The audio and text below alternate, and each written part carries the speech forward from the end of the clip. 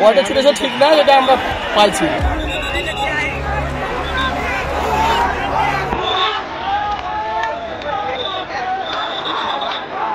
শনিবার সকালে হঠাৎ করেই ভারতীয় সীমান্ত রক্ষাকারী বাহিনীর বিএসএফ সদস্যরা কাঁটাতারের বেড়ার পাশে 500 থেকে 600 ভারতীয়কে জড়ো করেন, ঢুকে পড়েন বাংলাদেশের ভেতরে।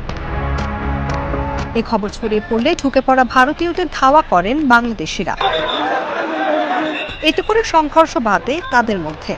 এ ঘটনায় আবারও চাঁপাইনবাবগঞ্জের শিবগঞ্জ উপজেলার কালীগঞ্জ সীমান্তে উত্তেজনা দেখা দিয়েছে। এ সময় ভারতীয় নাগরিকরা একাধিক ককটেলের বিস্ফোরণ ঘটান, টিয়ারশেল নিক্ষেপ করেন বিএসএফ সদস্যরাও। কয়টা ছুটেছে ঠিক না, এটা আমরা পাইছি।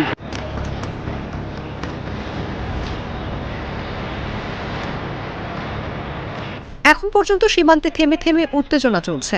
উত্তেজনা নিরসনের চেষ্টা করছে বিজিবি।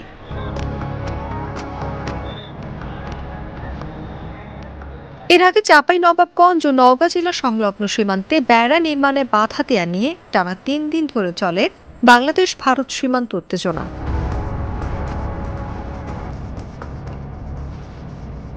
নিয়ম অনুযায়ী সীমান্ত লাইন থেকে 150 গজের মধ্যে কিছু করা হলে সেটা অপর পাশের সীমান্তরক্ষী বাহিনীকে সঠিক নিয়ম মেনে অবহিত করার নিয়ম থাকলেও বিএসএফ জানায়নি বলে অভিযোগ বিজিবির।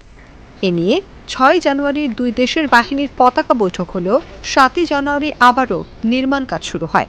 আবারও দুই পক্ষের বৈঠক হলে 8 জানুয়ারি আবারও একই পরিস্থিতির পুনরাবৃত্তি হয়, যার ফলে সীমান্তের দুই পাশে ব্যাপক হারে মানুষের জমায়েত বেড়ে যায় এবং একরকম উত্তেজনার পরিস্থিতি সৃষ্টি হয়। অনুভা বিশ্বাস, জাগো নিউজ।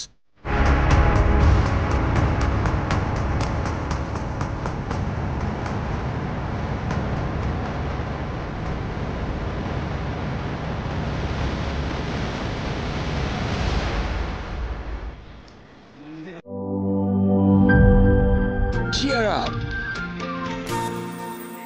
চলো পুরাই খুশি নতুনের সাথে তুলে নিয়ে হাতে। Cheer up, oh oh, cheer up, oh oh, cheer up. চুমুকে চুমুকে enjoy the life. চলো পুরাই খুশি তুলে নিয়ে হাতে। Cheer up, oh oh, cheer up. চিল হবে রিফ্রেশিং মুডে। চিয়ার আপ, চলো উড়াই খুশি।